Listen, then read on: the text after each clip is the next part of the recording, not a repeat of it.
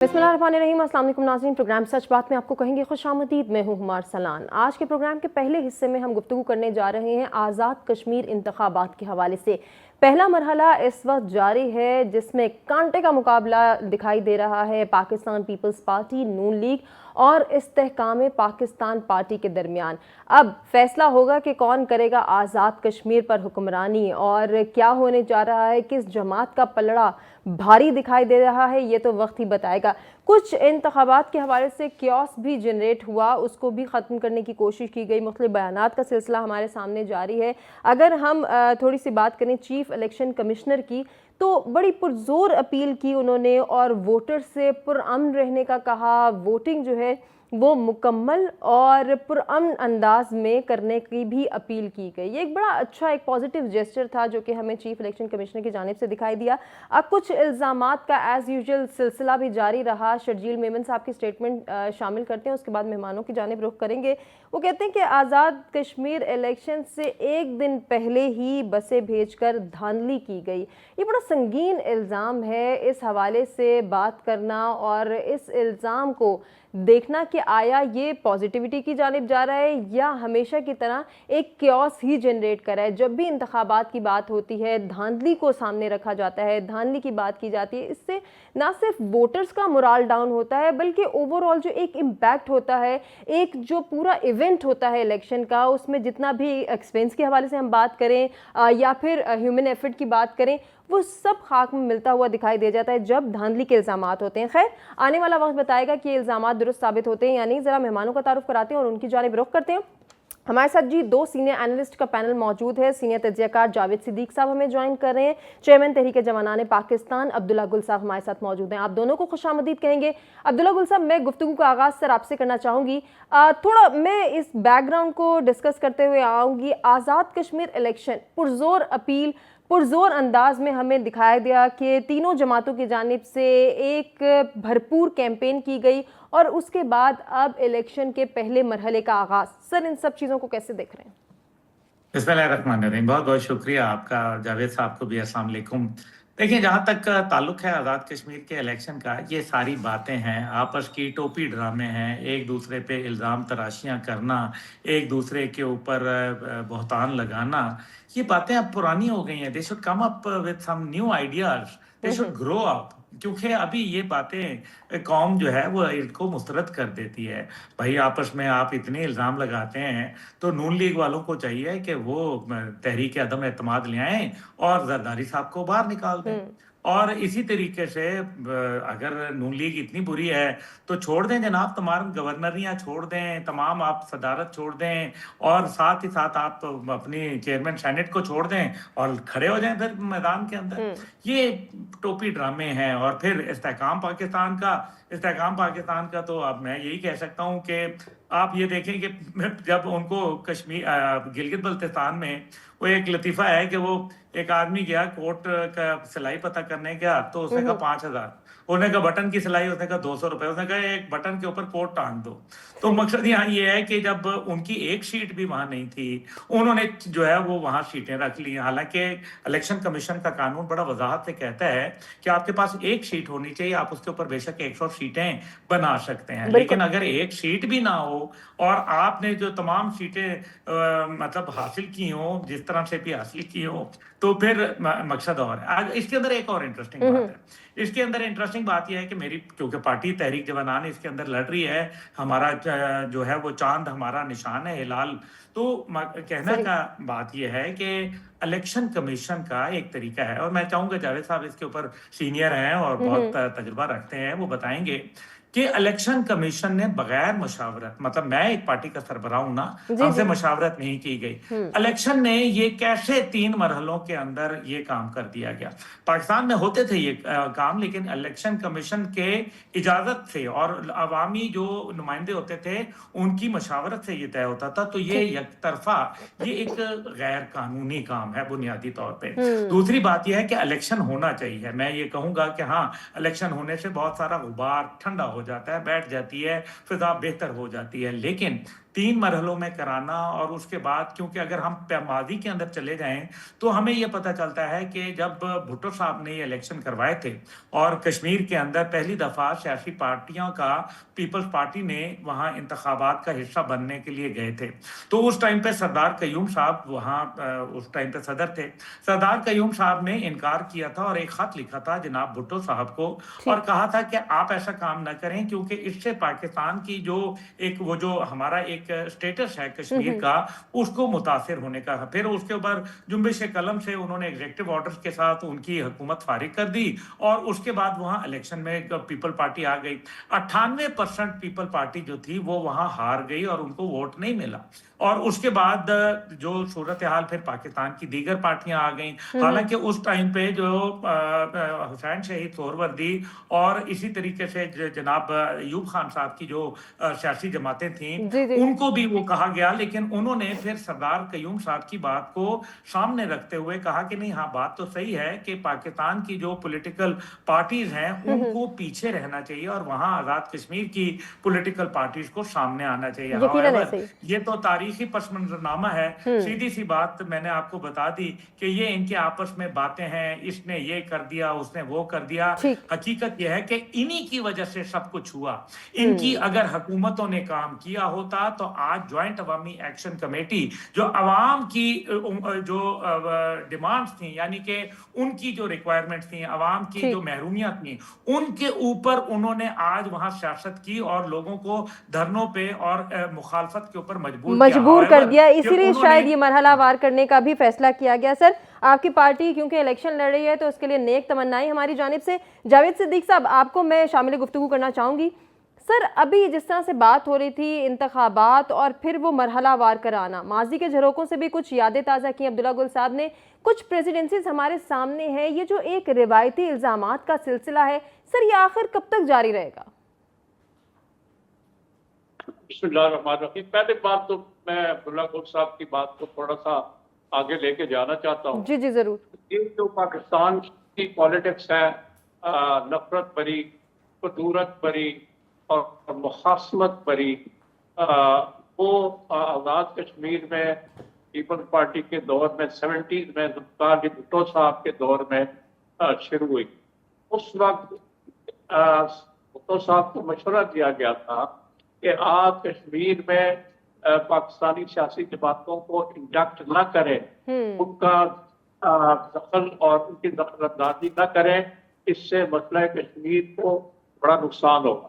پھر بھٹو صاحب جو ہے وہ اس وقت سردار عبدالقیوم صاحب اس وقت صدر تھے اور وہ ایک ان کے درمیان ایک وہ تھا نظریاتی کشمکش بھی تھی. یہ سردار قیوم ہی تھے جنہوں نے سب سے پہلے قادیانیوں کو کشمیر میں غیر مسلم اقلیت قرار دیا. تو اس کا اثر یہ ہوا کہ پاکستان میں بھی یہ تحریک چل پڑی.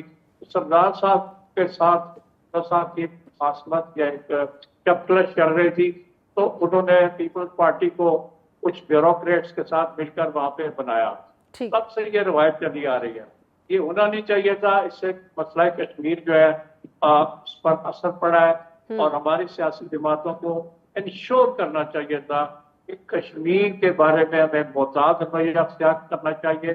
ہمیں کشمیر میں یہ پالیٹکس جو پاکستان میں ہے، جس میں الزامات لگتے ہیں، جس میں ایک دوسرے پر کرپشن کے الزامات لگتے ہیں، اس میں یہاں تک کہا جاتا ہے کہ ایک پارٹی دوسرے کو کہہ دیتی ہے کہ وہ غدار ہے اور وہ بہت دشمن ہے.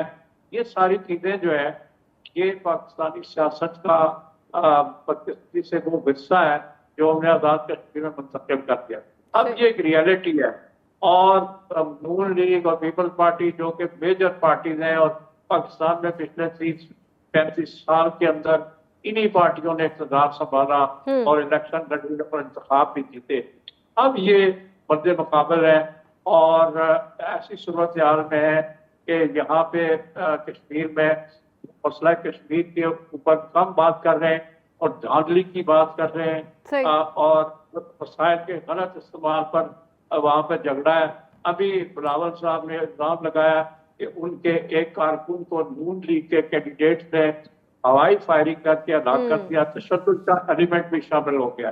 سو میں سمجھتا ہوں کہ چیف الیکشن کمشنر صاحب بہت پر امید ہے اور بڑی رجائیت پسند اور مثبت بیانات دے رہے ہیں کہ بہت بڑی تعداد میں لوگ ووٹ کاسٹ کر رہے ہیں، بڑا جوش و خروش ہے. انہوں نے پولنگ کا وقت 5 بجے سے 6 بجے کر دیا اور ان کا خیال ہے کہ بہت ہی پرامن الیکشن ہو رہے ہیں اور وہ اس کی کامیابی کا کریڈٹ بھی لے رہے ہیں. لیکن میں سمجھتا ہوں کہ وہاں کی جو صورتحال ہے بڑی ٹینس ہے اور یہ ہونا نہیں چاہیے تھا. بالکل، ابھی اس تک صورتحال ذرا ٹینس ہے، بجا فرما رہے ہیں آپ، لیکن چیف سیکرٹری آزاد کشمیر یہ کہتے ہیں کہ سوشل میڈیا پر ہونے والے تمام تر پروپیگنڈاز پر کڑی نظر ہے، ان کو ہم کامیاب نہیں ہونے دیں گے. پروگرام کے پہلے حصے میں ہم نے ڈسکشن کی، الیکشن کے حوالے سے بات کی، پولیٹیکل انسٹیبلٹی کے حوالے سے بات کی. وہیں ایک اور چیلنج کو بھی ہم ڈسکس کریں گے. اس وقت پاکستان کو درپیش اندرونی چیلنجز میں سب سے بڑا دہشت گردی کا ناسور ہے، جسے جڑ سے ختم ہونا بے حد ضروری ہے. میں مہمانوں کی جانب بڑھوں گی. عبداللہ گل صاحب، آپ کی جانب آئیں گے. سر، دہشت گردی کے ناسور کو جڑ سے ختم کرنا ہے اور اس کے لیے جو مین ٹولز ہیں، وہاں ہم بات کرتے ہیں ریاستی اداروں اور عوام کے باہمی تعاون کی. یقیناً یہ امن کی ضمانت ہے. ایک اور جانب میں اشارہ کرنا چاہوں گی اور میں چاہوں گی کہ آپ گفتگو کا آغاز یہاں سے کریں کہ اس وقت ہم دیکھ رہے ہیں کہ ایک فالس فیک نیریٹو کو بیس بنا کر دہشت گردی کی جا رہی ہے. اس جھوٹے پروپیگنڈے کو ختم کرنے کا ایک ٹول ہمارے پاس ہے اور وہ ہے پیغام پاکستان کا نیریٹو. سر، اس کو دوبارہ سے ریوائیو کرنا اس وقت کس طرح سے امپورٹنٹ ہے اور کیسے کیا جا سکتا ہے؟ یہ بہت خوبصورت آپ نے بات کہی ہے. اس میں کوئی شک و شبہ نہیں ہے کہ پیغام پاکستان ایک بڑا جامع اور میرے خیال میں مضبوط ڈاکومنٹ ہے، کیونکہ میں ہمیشہ سے اس چیز کا دائی رہا ہوں کہ آپ آئیڈیالوجی کو سپیریئر آئیڈیالوجی سے ہی کاؤنٹر کر سکتے ہیں. You can not fight ideology with weapons. اس لیے اس کے لیے ایک نیریٹو ہونا بڑا ضروری ہے. لیکن وہ نیریٹو بنایا گیا، لیکن جن ذریعے ان عوام کو پہنچانا تھا، میرے خیال میں ان لوگوں پہ لوگوں کا اعتماد نہیں ہے. جو ماضی کے اندر لوگ آئے سامنے، میں یہ نہیں کہوں گا سب کے اوپر، لیکن ان میں سے بہت سارے ایسے علماء تھے جن کے اوپر لوگوں کا اعتماد نہیں تھا. اور پھر کیا یہ کام صرف علماء کا تھا؟ کیا یہ کام سیاستدانوں کا نہیں تھا؟ کیا ان کا کام نہیں ہے کہ ایک نیریٹو بلڈنگ کے اندر وہ جو سیاست ہوتی کیا ہے؟ دیکھیں نا، سیاست وہی ہوتی ہے جو عوام الناس کی ترجمانی کرے، ان تک پیغام پہنچائے، ان کے ساتھ انگیجمنٹ رکھیں. لیکن یہ انگیجمنٹ آپ کو کیوں نہیں نظر آتی سیاستدانوں کی جانب سے، خاص کر کے بلوچستان؟ انٹرنیشنل ٹیررزم انڈیکس کے اوپر 2 سال سے پاکستان نمبر 1 کے اوپر ہے، اور اسی کا بہانہ بناتے ہوئے DW ڈوائچے ویلا ٹیلی ویژن نے ایک انتہائی فضول قسم کی ڈاکومنٹری بنائی، جو شروع میں سن 2000 میں جب 9/11 کے بعد حملہ ہوا اور پھر اس خطے کے اندر امریکہ آیا، تب وہ پاکستان کے کہ جی نیوکلیئر محفوظ نہیں ہے، فلانا ڈھمکا. او بھائی، نیوکلیئر محفوظ نہیں ہے تو وہ آپ انڈین نیوکلیئر پلانٹ کا دیکھیں، جہاں ابھی کوڈاکولم کے اندر تقریباً 19,000 پیج جو ہے وہ ڈارک ویب پہ لیک ہو گئے، جس کے اندر تمام بلو پرنٹس، تمام ان کے جتنے بھی وینڈرز ہیں، جتنے ان کے سورسز ہیں، سب کچھ ریویل ہو گیا، سب ویڈیوز ریویل ہو گئیں. آپ ویڈیو بنانی ہے تو اسرائیل کے اوپر بناؤ. جہاں حماس نے جب حملہ کیا تو 2023 کے اندر تو اٹھا کے ان کے انٹیلیجنس چیف تک کو پکڑ کے لے گئے اور تمام ان کی جو سیکیورٹی تھی وہ کمپرومائز ہو گئی. تو اس کے اوپر بناؤ. آپ نے آپ وہی گھسے پٹے بیانیے ہیں. پتہ ہے اس کے اوپر تو DW کی پوری ٹیم کو فارغ کر دینا چاہیے. لیکن پیغام پاکستان پہ بات کرتے ہیں. پیغام پاکستان کا دیکھیں، ابھی جو مفتی عبدالرحیم صاحب کے جامعۃ الرشید کے اندر گئے اور پھر وہاں یہ طاہر اشرفی صاحب بھی تھے، علامہ عارف واحدی بھی تھے جو اہل تشیع ہیں، تو دیگر لوگ بڑے اچھے اچھے لوگ موجود ہیں. تو میرا خیال ہے کہ ان لوگوں کو لے کے آگے بڑھنا چاہیے. لیکن میں پھر یہی کہوں گا، جب تک کہ عوامی نمائندے اور صحیح علماء کرام جو کہ کریڈیبلٹی رکھتے ہیں عوام کے اندر، لوگوں کے درمیان میں کریڈیبلٹی رکھتے ہیں، جب تک کہ وہ نہیں جائیں گے تب تک یہ بیانیہ صرف کتابوں کی حد تک تو ہوگا. لیکن عملی طور پر اس کو نافذ العمل کرنے کے لیے ضروری ہے کہ عوام کے دلوں میں جائیں، ان سے بات کریں، ان کے ساتھ ٹائم گزاریں. یہ کوئی ٹیلی ویژن پہ بیٹھ کے ایک 15 منٹ کا گفتگو کرنے سے آپ نیریٹو بلڈنگ نہیں ہوا کرتا. یہ نیریٹو ٹائم لیتا ہے، اور اس کے اندر جب تک کہ صدقے دل سے کام نہ کیا جائے تب تک یہ آپ کو فروٹفل رزلٹ نہیں دے گا. یقیناً ایسا ہی ہے۔ جاوید صدیق صاحب، میں آپ سے بھی گزارش کروں گی کہ آپ بھی ضرور اظہار خیال کریں۔ انتہا پسندی کے خلاف اس وقت قومی شعور اجاگر کرنے پر زور دیا جا رہا ہے، سر اس میں ہم اپنا کردار کیسے ادا کر سکتے ہیں؟ دیکھیے، جو پاکستان پر اس وقت یہ لغار ہے یا حملہ ہے، وہ ہے دہشت گردی کا جو روٹ ہے وہ استعمال ہو رہا ہے۔ جی پاکستان کے دشمن اور اس کے بدخواہ جو ہے، جو ایسٹ اور ویسٹ میں اور کئی اور جگہوں پہ ہیں، وہ پاکستان کو دہشت گردی کے ذریعے ڈی اسٹیبلائز کرنا چاہتے ہیں، عدم استحکام کی طرف دھکیلنا چاہتے ہیں۔ جی پاکستان اس وقت کئی چیلنجز کا شکار ہے، معاشی چیلنج ہے اور اس کے سیکورٹی چیلنجز ہے، اور دوسرا ایکسٹرنل جو ریلیشنز ہیں ان کے اندر بھی پاکستان کو چیلنجز درپیش ہے۔ صحیح۔ اس صورتحال میں قوم کو یکجا ہونا چاہیے اور دہشت گردی کے خلاف جو ہم کوشش کر رہے ہیں، کام کر رہے ہیں، جو شہادتیں ہماری ہو رہی ہیں، ہمارے سیکورٹی فورسز کے لوگ آلموسٹ ڈیلی بیسس کے اوپر اپنی جانوں کا نذرانہ پیش کر رہے ہیں، جی جی تو یہ کوئی معمولی بات نہیں ہے۔ اس کو اس طرح سے دیکھنا چاہیے کہ وہ قوم اور ملک کی سلامتی اور یہاں پر استحکام برپا کرنے کے لیے اور خاص طور پر معاشی ترقی کے لیے، کیونکہ معاشی ترقی جو ہے وہ امن کے بغیر قائم نہیں ہو سکتی، اور جو ہمارے ایڈورسریز ہیں، ہمارے جو دشمن ہیں، ہمارے مخالف ہیں، ان کا سب سے بڑا ہدف یہ ہے کہ پاکستان کو سٹیبل اور مستحکم نہیں ہونے دینا۔ اس لیے کہ اگر پاکستان معاشی طور پر بھی ترقی کرتا ہے اور اس کی جو عسکری قوت ہے، عسکری صلاحیت ہے، جی وہ مانی ہوئی ہے، تسلیم شدہ ہے، لیکن اگر وہ معاشی طور پر کمزور رہتا ہے وسائل کے اعتبار سے، تو یہ اس کی بڑی کمزوری ہے۔ سو اس کو وہ ٹارگٹ کر رہے ہیں۔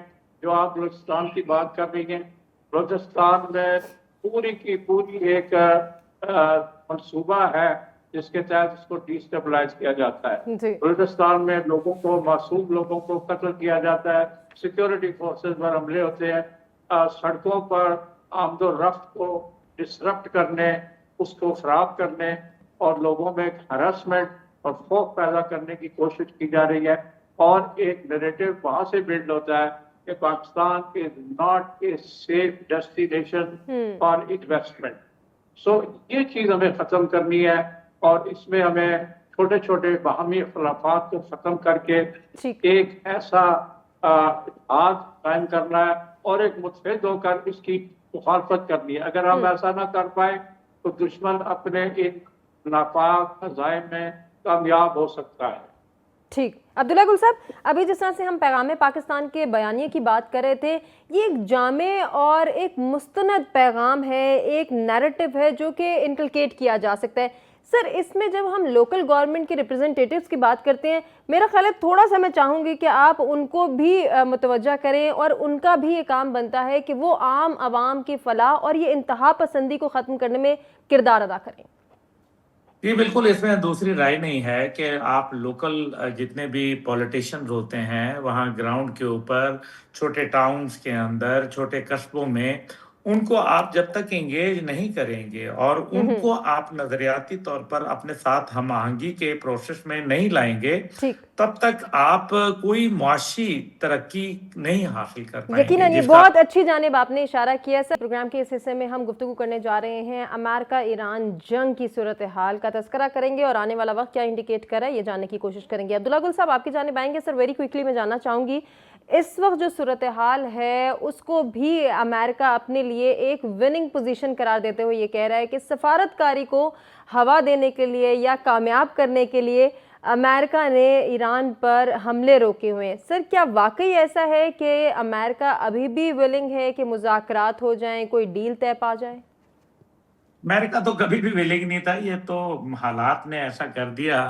وہ کہتے ہیں نا کہ ان کو حالات اور واقعات نے جو تھپیڑے مارے، اس سے اندازہ ہو گیا کہ معاملہ خراب ہو گیا۔ یہ پرابلم تب آئی جب جنرل ڈین کین اور جے ڈی وینس صدر ٹرمپ کے پاس پہنچے، اور ان جو جوائنٹ چیف ہیں، انہوں نے کہا کہ حضور والا، ہماری حالت پتلی ہو چکی ہے، اس ٹائم پہ सिचुएशन ये है कि हम सिर्फ जो हमारे फौजी जो बैरकें हैं या उनके जो रेजिडेंशियल क्वार्टर्स हैं या फिर इंतहाई हसास और अहम नौयत का मिलिट्री इक्विपमेंट उसको तो हम बचा सकते हैं। बाकी रेडार हैं, एयर बेसेस हैं या दीगर ऐसी तनसीबात हैं, इंफ्रास्ट्रक्चर हैं, हम उनको बचा इसलिए नहीं सकते क्योंकि हमारे पास थॉट मिसाइल जो उनके इंटरसेप्टर मिसाइल हैं वो 80% खत्म हो चुके हैं। साथ ही साथ उन्होंने ये भी कहा कि हमारे जो इस टाइम पे MCS मिसाइल्स हैं वो भी 50% खत्म हो गए हैं और जो पेट्रियट डिफेंस सिस्टम मिसाइल हैं वो भी 60% खत्म हो गए हैं। इसलिए अब इतना ही रखा है जो जरूरत के वक्त जब कोई जरूरत पड़ जाए तो हम कम से कम उसको काम ला सकें। अब उन्होंने डोनाल्ड ट्रंप ने पिछली दफा ये भी कोशिश की थी कि जनाब इसके अंदर इजाफा कर दें, तो उन्होंने कहा कि 2.5 साल के अंदर अगर हम दिन और रात काम करें तो 250 से ज्यादा थॉट मिसाइल नहीं बना सकते। साथ ही साथ ईरान ने भी अब हमले बंद कर दिए हैं। उन्होंने कहा जी ठीक है, अगर मज़ाकरात करना चाहते हो तो आ जाओ मज़ाकरात करो, लेकिन मज़ाकरात वहीं से शुरू होंगे जहां इस्लामाबाद एकॉर्ड का 1-2 शिकें जो है वो तब्दील हो सकती हैं, बाकी तो बुनियाद तो वही रहेगी। लेकिन इसमें एक अहम बात है और वो ये है कि अमेरिका को लग पता गया है और हकीकत यह है कि उनके पास अभी लड़ने की वो सलाहियत मौजूद नहीं है क्योंकि वो एयरफोर्स को लाना नहीं चाह रहे। एयरफोर्स को पिटाई हो गई है, उनको कॉम्प्रोमाइज हो गई है टेक्नोलॉजी, इस वजह से उनके F-35 और F-15 वगैरह गिरना शुरू हुए तो उन्होंने सिर्फ मिसाइल के ऊपर कोशिश की। अब मिसाइल जो है वो भी खत्म हो रहे हैं तो अब क्या करें? तो ये अब सारी सिचुएशन बड़ी कॉम्प्लेक्स और अमेरिका के पास इस टाइम पे पोजीशन नहीं है कि वो कोई ऐसा किरदार अदा करे जिससे वो हालात के अंदर कोई बेहतरी ला सके। यकीनन ऐसा ही है। जावेद सिद्दीक साहब, अमेरिका की तो पोजीशन नहीं है, लेकिन इस वक्त ईरान की जब हम पोजीशन की बात करते हैं तो एक अथॉरिटेटिव टूल आबनाए हुर्मस उनके पास है जो कि बदस्तूर बंद है। अब इसमें क्या होगा? देखिए, आबनाए हुर्मस जो है उस पर ईरान ने अपना कंट्रोल जो है, जो कि फितरी बात है, उसको मेंटेन किया हुआ है और तमाम तर नाकाबंदियों और सारे प्रेशर के बावजूद, हमलों के बावजूद, ईरानी इंफ्रास्ट्रक्चर को तबाह करने के बावजूद, ईरान के ऑयल टैंकर्स और जहाज़ों को हदफ बनाने के बावजूद ईरान ने वहाँ पर कॉम्प्रोमाइज नहीं किया। ठीक। और दूसरी जानब अमेरिका जो है उसके लिए चैलेंजेस आ गए। मिसाल के तौर पे जो असला की कमी है, एक वो फैक्टर है। दूसरा वो अपने इत्तेहादी जो है गल्फ के अंदर, जिनमें कुवैत शामिल है, जिनमें बहरीन शामिल है, जिसमें कतर शामिल है और सऊदी अरबिया भी अब शामिल है, वो उनको नहीं बचा सका, उनका तहफ़्फ़ुज़ नहीं कर सका। यहाँ पे उसने जो बेसिस बनाए हुए थे, ईरान उनको टारगेट कर रहा है। ठीक। और जायज तौर पे, क्योंकि ईरान ने ये कह दिया था पहले ही, जंग के पहले शुरू होने से पहले, कि अमेरिका के जो रीजनल बेसिस हैं वो हमारा जायज टारगेट होंगे, तो उनको भी प्रोटेक्शन देना और अपने एसेट्स को भी महफूज बनाना और ईरान को बकौल अमेरिका के जी हम उसको माजी के पत्थरों के दौर में धकेल देंगे और उसको दुनिया के नक्शे से मिटा देंगे और अपनी जो सुपर पावर की एक दहशत है वो कायम करके रहेंगे। ये सब चीजें उसकी नाकाम हुई है। सो अब उसने एक तरह फिर से एक पास, एक वक्फा कर दिया है इस जंग के अंदर और कहता है कि हम सफारतकारी को, बातचीत को, डिप्लोमेसी को, पसे पर्दा जो कोशिशें हो रही हैं अमन के लिए, उनको एक चांस देना चाहते हैं। हमारा ख्याल ये है कि ये बात पहले ही इसको मालूम होनी चाहिए थी कि इस जंग में उसको शिकस्त हुई है और इस जंग में उसने कोई कामयाबी हासिल नहीं की और वो महज असला के दौर के ऊपर हवाई हमलों के जरिए और ईरान के सिविलियन टारगेट्स जो है, सिविलियन तनसीबात को, इंफ्रास्ट्रक्चर को निशाना बना के समझता था कि ईरान झुक जाएगा।